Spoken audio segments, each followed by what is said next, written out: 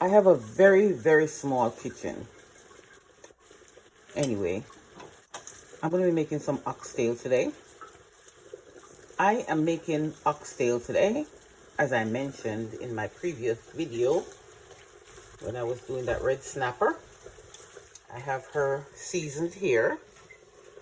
And what I like to do is to boil a little bit of water, put some scallion inside of it, and then I dump my oxtail in the pressure cooker. This will be pressured for about, let's see, probably an hour and a half. For some reason, this thing is tough. Hour and a half. So I'm going to cover it. And then when it starts simmering down, I will get back to you. So let's give her time. So what do I have here?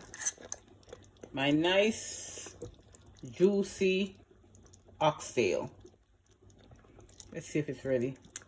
It's a little bit, I think it needs about, no, it needs some more time. But I'm not going to pressure her anymore. I am going to, oh, this one is nice and soft.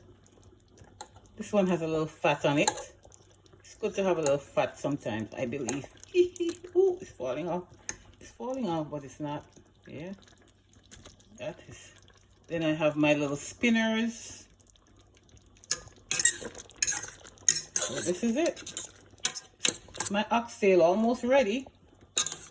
I didn't make any rice today, guys. You know what I made? I'll show you what I made. I made some dumplings. Wait, let's see.